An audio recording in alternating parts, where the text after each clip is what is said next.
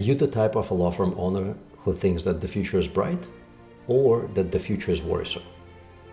On this podcast episode, I got to talk to an industry veteran, Micki Love, who's been in this industry for 32 years. Graduated to be a COO of a very sizable personal injury law firm, and for the past 7.5 years has been leading CJ Advertising, which is a prominent name in the advertising world for PI law firms.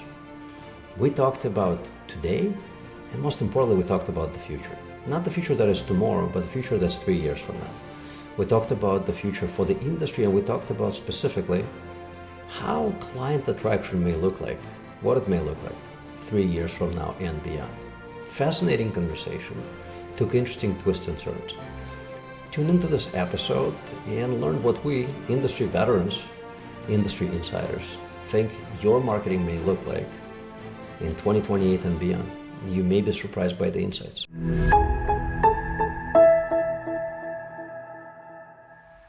Hi there. I have a small but really meaningful favor to ask you. I watch at the stats on our YouTube channel and Spotify channel, wherever most people listen and watch our podcast, and I see that over 80% of everybody who listens to it regularly is not a subscriber. I'm asking you to subscribe to this channel, and the reason for that is my mission and the mission of my team is to help as many small law firm owners to learn how to transform their law firms into better businesses, and so they in turn enjoy better lives. When you hit subscribe button, you tell these platforms that this is content worth listening, worth viewing, and they in turn will show it to many other small law firm owners and hopefully help me fulfill our mission of helping them create a better business and enjoy better lives. So would you please do me this favor? It would mean the world to me, and hit the subscribe button. And my promise to you is that I will continue to work hard at creating good content with practical ideas that help you and your teams grow better law firms. Thank you. Welcome to Grow Law Podcast. I have a great guest with me here today, Micki Love. You almost don't need an introduction. Like, everybody knows who you are. Welcome to the show. Well, thank you so much. I'm excited to be here. I truly enjoy and love what I do, and having been blessed to see as many firms and learn as much as I have over the years, I'm just grateful to be invited. So thank you for having me. It is my utmost pleasure and honor. For those who may not have heard you before, Micki, 23 years in the legal industry, actually from the ranks of a runner to a chief operating officer of a very small law firm that became a very large Midwestern law firm, I think based in Kentucky, if I'm not mistaken, originally. Yeah. I think when you left them after 22 years, it was close to like 200 people at that law firm. They've grown big, but when you started, it was a really tiny law firm. And then consulting law firms, and now being a president of a very prestigious advertising company that is CJ Advertising. Quite a successful story. Thank you so much. It's been an incredible journey. I started, this is year 32 for me, actually. So anytime anybody asks, I say I started when I was 5, but I did start as a runner in high school for a personal injury firm in Bowling Green, Kentucky. And we were just a tiny firm at the time. And I stayed there through college, got my degree in accounting, and really just wanted to get out of accounting. I realized very quickly that debits and credits were not for me, but I love figuring out how to make that top line more and that bottom line even bigger. And so as we progressed, I had a very progressive partners. So Marshall Hughes and Lee Coleman, they ran a seminar for law firms around the country called ML Marketing. And I got to be at the table and in the room with a lot of the early front runners in advertising for PI lawyers. And the partners just let me take the things that I learned and really turn them into useful things, utilizing technology, which was, it's hard to say this, but back then our computers weighed like 100 pounds, and it was a very different world. There were no cell phones, no internet. It was a very different world, but they let me take everything I learned and turn it into something different, learning each new technology as it came out, and how can we apply this and use it to really make our firm more profitable and to get the clients that we represented more money. And for me, that was just the icing on the cake, right? To be able to apply what I love to do, which is growing businesses, to the fact that every client we touch and help is going to benefit from that because we're going to make their case worth more money in a shorter amount of time, was just it was just so fulfilling, and I'm grateful to have had this journey and excited to continue it, I hope. I'm curious, why'd you go into accounting in the first place? I don't think I know. I don't think I had a true passion for what I wanted to do. And you start college, and I started college at 16, so they expected you to declare what you wanted to do for the rest of your life at 16. And it's like, well, I'm good with numbers, so let me just do that. And I started down that path. And once you started a path, I don't know, for me, is just stick with what you've started and accomplish it. I try to do that with everything I do, but that was the original beginnings of why I ended up in accounting. Very interesting. We have one of my favorite clients. He started off as a CPA, and then he decided that he doesn't want to be a CPA anymore, although he was a very successful CPA. So he went back to school, got his JD, and when he came to us, what really surprised me about his business, I don't want to call it a law firm, although it is, but it is truly a business, was that it was one attorney with 22 support staff. Oh my gosh. I was just like, Omar, how do you do it? And he started firing off his numbers, and I'm like, how do you know all these numbers off the top of your head? And he's like, oh, you see, I'm a CPA by training. I have a dashboard, which is a spreadsheet, a dynamically updated spreadsheet for everything in my business, and I know those numbers by heart because I have so many people on my staff. Yes. I think numbers are the foundation of all business, whether it's a law firm or an ad agency or anything else. And if you do your job well, you take care of your customers and your clients, the numbers grow. But if you take care of your clients, do your job well, and pay attention to the numbers grow exponentially faster. 100%. To me, numbers is a love language of business.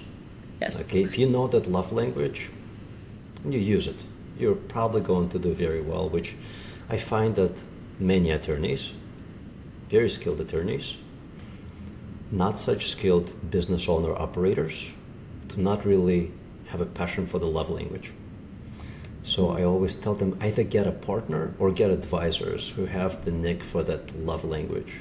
They will help you operate the business better, will help make it bigger, and run it more profitably.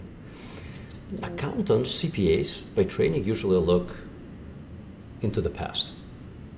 It's the job. You figure out what it was.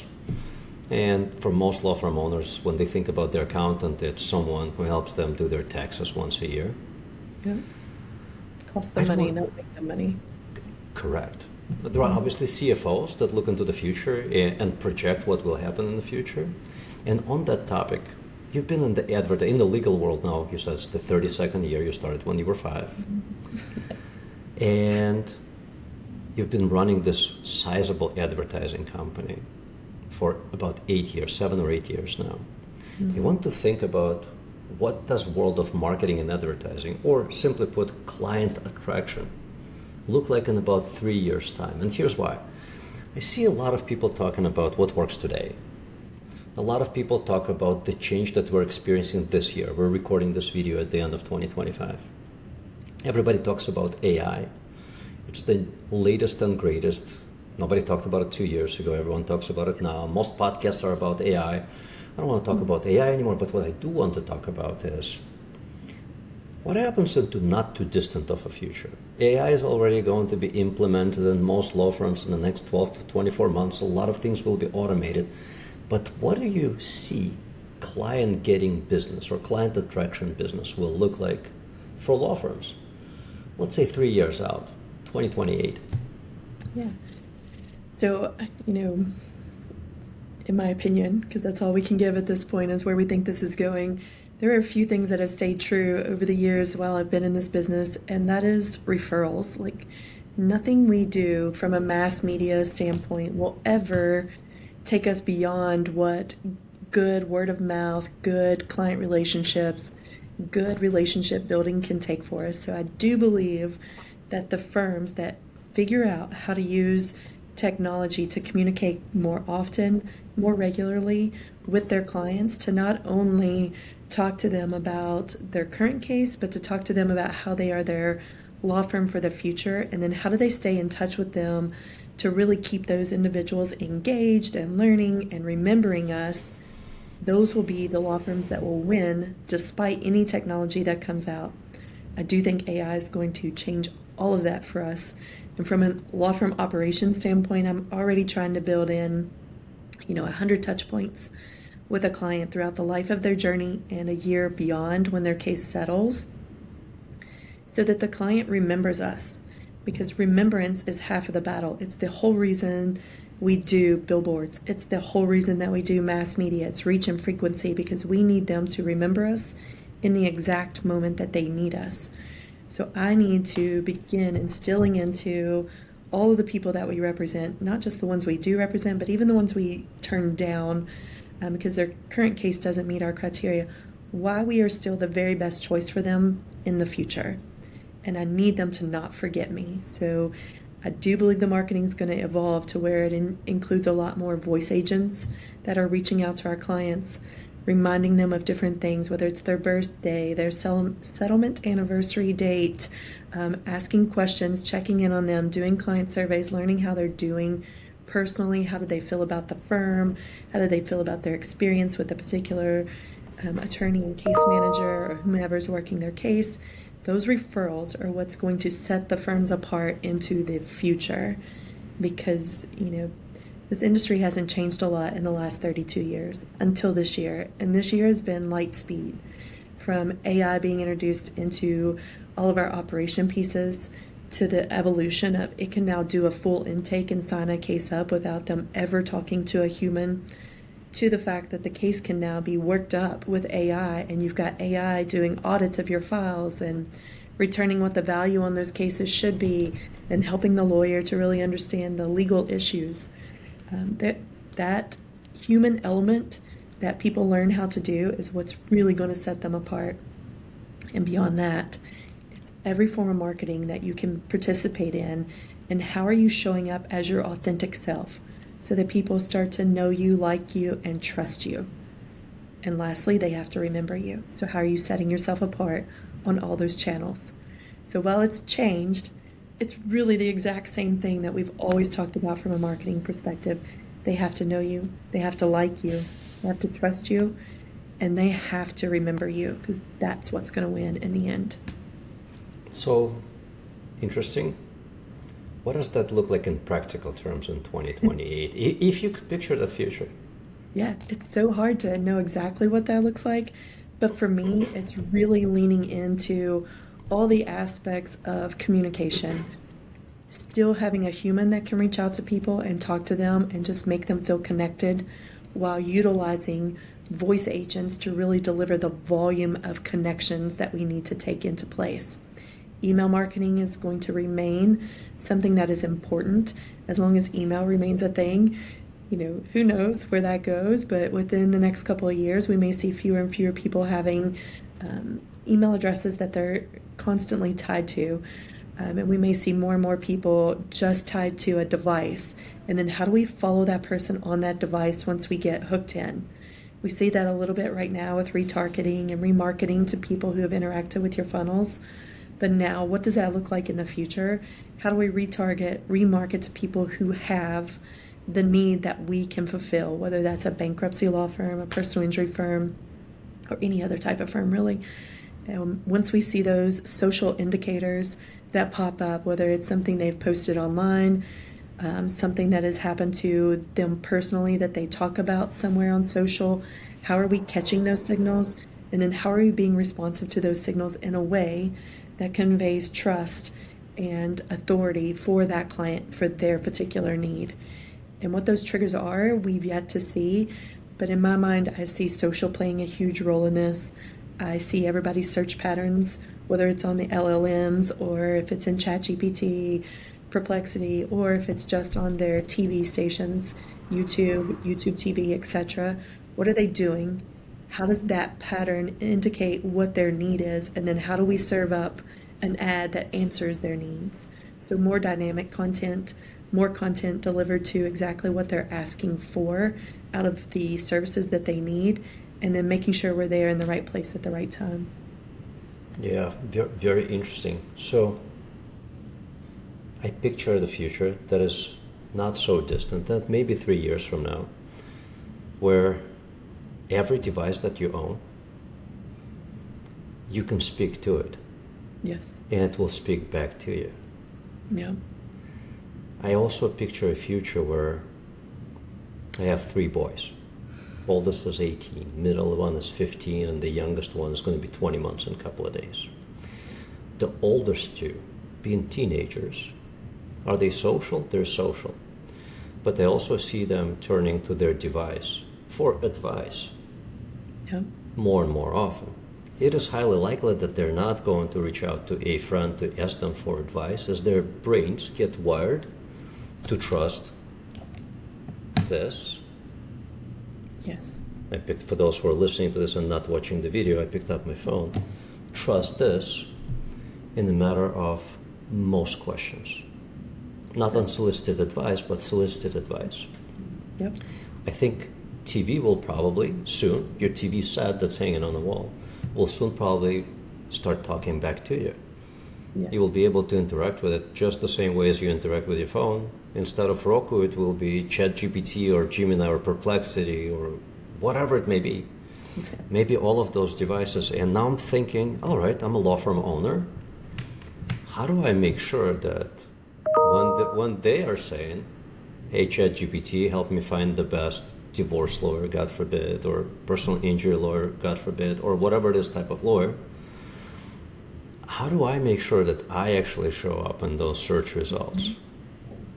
That's those social signals I'm talking about, right? Like, what are they putting out that we can pick up on to deliver exactly what they need at that moment? Having really robust content that answers the majority of those frequently asked questions out there that can be found is super important. But I also can picture a space where, there's some real-time interactions, right? So I don't know how that would look or work necessarily right now, but I have a belief that people are working on it that are smarter than me when it comes to technology. And as we ask a question, it's going to have a way to connect us with experts. And you want to be known as that expert that can answer those questions immediately. These platforms are still going to want to make money. Mm-hmm. So they're not ever going to eliminate the ability, in my opinion, to market to a segment of the population for whatever they need. So it's about how are we going to be able to respond to that request, and how do we serve ourselves up in the best light to be found and served up as the answer when the questions are asked. Yeah, it's interesting. And this is not the future, it's already today. Quite a few people I know across our clients in Q3 of this year, 2025, we saw that 27% of all website traffic now came from ChatGPT. Yeah. ChatGPT currently has no monetization platform. So in other words, you cannot advertise through ChatGPT. So this was organic traffic from ChatGPT to law firm websites. It is currently unbiased because it's not an advertising platform. And for that reason, ChatGPT basically suggested what it thought were the most suitable law firms to those prospects who are looking for those law firms. And as you said, it's creating all of those social signals that you are the best by creating a plethora of authentic activity. Correct. I don't know if you've heard this, but I did a terrible advice of taking AI and replicating yourself, creating 1 million videos of yourself and distributing them all across platforms, which is the most inauthentic way. Yes, there is now AI that will take your avatar, it will scan your face from pictures and videos, and then you say, I'm a personal injury lawyer, I'm in Kentucky, I want to create a video, 1,000 videos that answer every possible question that a prospective client or an existing client or former client could ever ask me. And then I want to post them all to YouTube, on TikTok, on Facebook, and Instagram. And there is AI that will do it for you today. Yeah, I agree. I think go ahead and do that. But you've also got to have the authentic content that's really going to touch and resonate with people. I can't imagine a world where in the next 3 years, people are going to be okay with only taking robotic advice. But I can also picture where the younger generation, they're going to be okay with that. And so we've got to be able to be present and have that authentic build out of who we are while also having that dynamic content that's going to allow for us to be found. Like it's just, it's changing and ever evolving. And that's what's exciting and scary about it all at the same time. But it also, for, those 800-pound gorillas who've kind of dominated the world for a while, it's also a scary moment for those because now someone who has no brand, no presence can catch up with them really quickly as far as from a content standpoint, from a searchability standpoint, from a learning perspective of the LLMs. They don't know that, the 800-pound gorilla down the street has been around for 35 years in a silo, right? If you ask them to compare the three, it can tell you that. But if you're just asking in a silo about who's the best lawyer, it may not go back and say, oh, Hughes and Coleman's been around forever, or XYZ firm's been around forever, you should go with them. It's going to be looking for the person who most directly responds to the specific question that's been asked of it currently. It's a really interesting point. I somewhat disagree with what you said in the sense that I don't think that today's children will accept these digital avatars for authentic advice. And the reason for that is we all can smell bullshit from a mile away. Yes. But they'll be desensitized to it to some level, right? Because what's always been normal to us is not going to be the new normal for them. So in some sense, they're going to be desensitized to it, in my opinion. Like they're going to accept a higher level of it than my parents' generation would have, a higher level than what I would have. And so they're going to be more willing to accept some of that than what we would be willing to accept. We'll have to see about that in about 5 years' time. Let's check back in each other. As these videos will become more and more ever present, I think that there will be a drive toward authenticity. I hope In so. the world where everything is fake or a lot of things are fake, I think people will want to see real people and not AI generated videos. Even if those AI generated videos are so close to reality.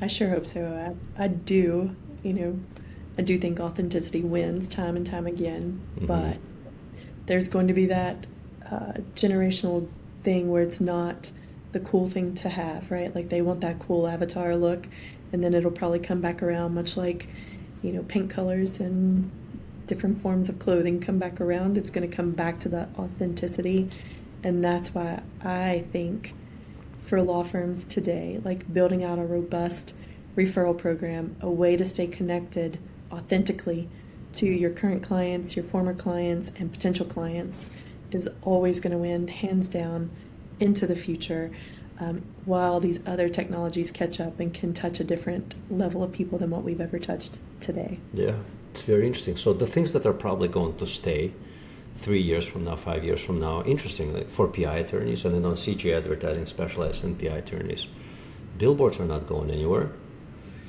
until the Jetsons, the cartoon from 50, 60 years ago, becomes true and everybody has flying cars. Billboards are going to stay because they create that top of mind awareness, right? It's not because you're going to memorize the phone number, but when you are going to search for a lawyer, you're like, oh, these are the guys from the billboard I've seen 1,000 times.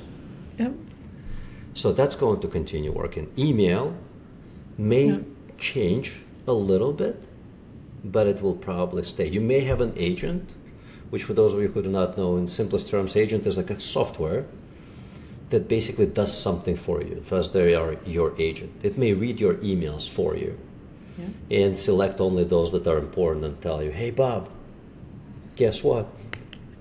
Got this thing. Yeah, just look at this 3. Here's why it's important. Yeah. So, but email will probably continue to work because it is the way that we communicate today. It may change its shape a little bit, but probably not dramatically. Video will continue to dominate because this is the preferred method for people to consume content, whether it's on social or it's on demand TV, on YouTube. because YouTube will probably continue to be a dominant source of video content into any foreseeable future. Yes. That will work. But YouTube will probably start talking back to you. It doesn't Yes. today, but soon it will start talking to you and be like, hey, Micki, I thought that you would be, and you're like, yeah, well, show me this, and I go, no problem, but I think this may be better than, so the future is probably going to be bright, but different. And what do you think about the future for the industry as a whole?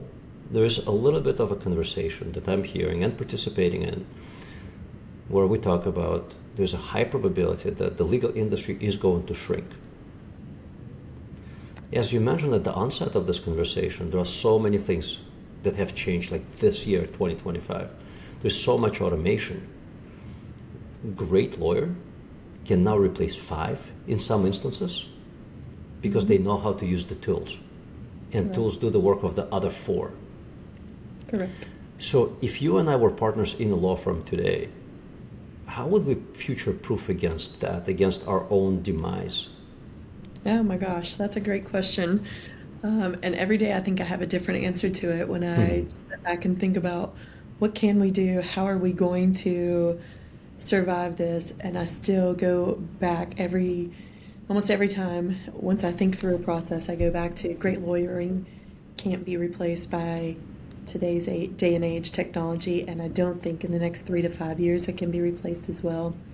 There are some pieces of the puzzle that can be replaced, but there's not going to be a shortage of need for legal help. It may shift as to how much is needed based on, safer cars, or people can now draft their own divorce complaints before they need to hire a lawyer. However, there still needs to be that human element, touching and building that authentic relationship with the person to make sure things that I haven't thought of. If I'm an accident victim, same reason today that you don't want to settle your own case with the insurance company. You don't want to do that in the future, because there are things that you may not think of to tell your LLM, to tell the ChatGPTs of the world about your case, that only a human can sit down and analyze that and go, hey, how about this? Or, there was this other element where there's some additional coverage available for you, and this injury that you have is life-altering and going to need this, this, and this. So I think there's always going to be that need for the element of a human interaction. I think what we as an industry have to do a better job of is educating people on why the human is the important factor in the equation. Because if without that, insurance companies have done a great job in years past of educating people about why lawyers are the bad people and insurance companies are your good neighbors, which is totally not true if you really knew the insides of the industry. So we've got to make sure we safeguard ourselves against that from the personal injury side and the rest of the legal world, so that they understand that the human element to help you through this is really where the winning power is, and it's not the gigantic LLMs or insurance industries that are sitting on the other side. So the future is bright. I think the future is always bright. As long as we look at it as a bright future, it's going to look different. And we may not be getting all the brightness from just the sunshine, but there's going to be more bright things out there that we can go find and accomplish for our clients, because they need I us. love it.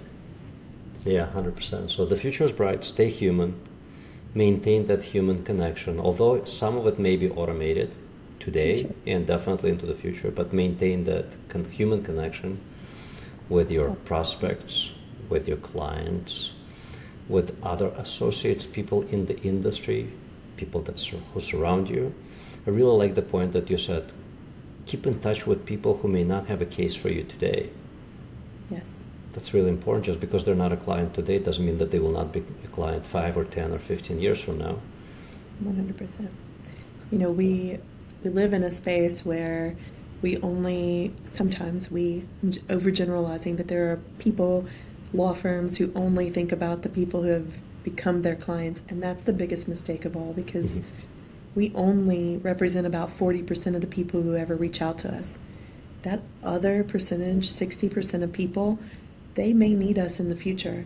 And if they can't remember us, or if we weren't nice to them and authentic with them in the beginning and didn't try to build that relationship, we've lost a subsection of the population that will go elsewhere when they do need that help. So really leaning into, the 60% that we don't help, and how do we stay top of mind for those individuals, giving them something of value when they need it, so that when they need our services in the future, they will call us back, is super important. Yeah, that is such a strong point. I think overwhelming majority of businesses, law firms included, completely ignored that side of their CRM. Yes. It's just ignored, like they weren't a client, they didn't qualify for whatever reason, they didn't have a case, so we're not talking to them anymore. Correct. And in some businesses, it is 60%, in others it could be 80, 85%. Yeah. But you've spent time, energy, and money getting those people into your CRM. Yes. They've raised their hand once, they knew you, right? Mm-hmm. So they raised their hand one time. Mm-hmm. How do we make them like us, trust us, remember us going forward? Which is ironic, because this takes me all the way back to 1993 days when we were cultivating an email database, even before email was a thing, so that we could stay top of mind to people. And here we are 30 plus years later, and this is still the thing that I think will set us apart into the future. Yeah. And in case, as you were listening, talking to our audience, maybe you missed this point, but Micki said that they built out 100 touch point system, meaning there are 100 communications going out to people who they at some point came into contact. 100, not 3, not random, right? It's a system. So there's actually a cadence. We're going to send this email and maybe this text message, and that email is going to be text, and that email is going to be video. It's work that probably has a very high ROI somewhere at midpoint of it. Not instantly, but at some point you're going to start seeing that ROI, or maybe you will not even know where that ROI is coming from, but it's coming. Yeah, we've done a lot of tracking of data over the years, having access to so many firms, and what we know from some of the insurance, and I'm speaking to the PI population out there right now, but what we know from the insurance companies' own studies is that 1% of the population will be in an accident with injuries over the course of a year. So if you take that same analogy and you call your database your population, so if you have a database of 10 people, only 1% of those will be in an accident with injuries and need you over the course of the year. But if you have 1 million people in your database that you've nurtured through a lot of different touch points that are intentional, right? They're not just random, wild touch points. We've really thought about what makes this an authentic communication. Then you take that 1% of that 1 million population to become your clients without really any additional cost outside of the automations you've set up, your time to become authentic, and that very initial communication that you had with them, whatever that one cost you. And now we're building, an army of people who are loyal to us and know that they can come to us when they need us, and we're going to provide back to them some very helpful content. And that is where the beauty will be in the future. That's absolutely correct. And by the way, that extends to other practice areas. It's not just PI. So let me give you an example. Merrill Law, based in Chicago.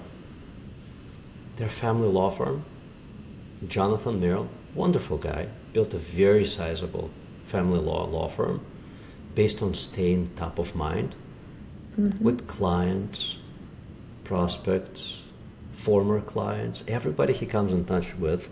He's been in business since 2009, and he was on this podcast a couple of times. They do annual events. They do community events, all kind of seasonal fairs. They're there. They're always building that presence because they know that, unfortunately, 50% of adults will go through a divorce at some point of time. And Jonathan intends to be in this business for a really long time. He's been at it for 16 years on his own. And he, I'm sure, wants to be in this business for another 26, 36, whatever it may be, years. So when I had him on the podcast first time, 3-4 years ago, he was talking about focus on digital and community.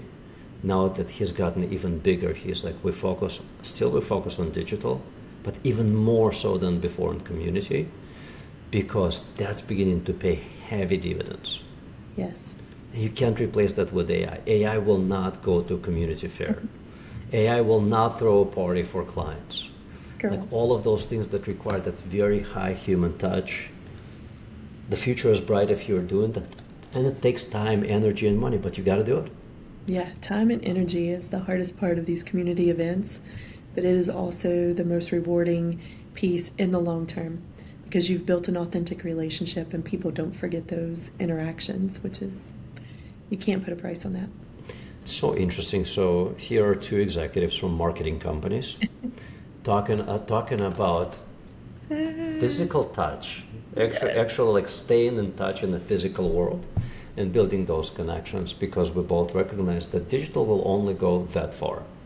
Correct. Every channel will only go that far. So I've seen the most effective law firms at attracting the right type of business have 8, 10, 12 different channels working for them. Not one thing, not two things. It's not a silver bullet. It's never just the billboard. It's never just TV advertising. It's never just SEO. It's the combination of all of those things and events, being present in the community, staying in touch with people.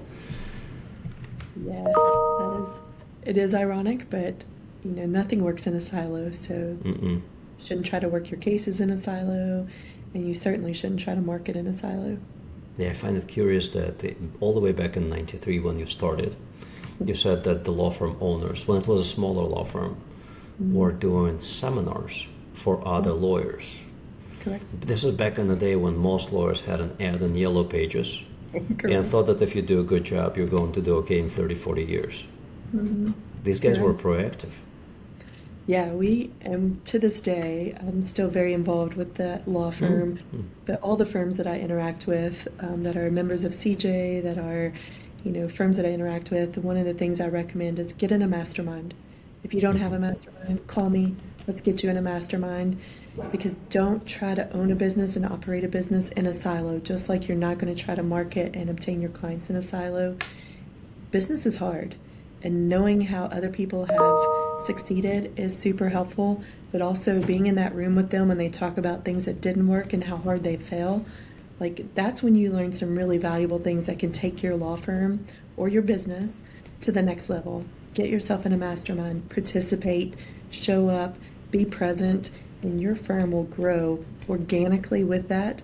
And then you learn how to layer in your marketing on top of that, and it's just one of those really powerful moments for your firm. That's an amazing advice. Thanks for that, and thanks for sharing all the insights. It was wonderful to have you on the podcast. Thanks for having me. I'd love to do it all the time. I just love talking about growing law firms. So thanks for sharing and having me on. That's awesome.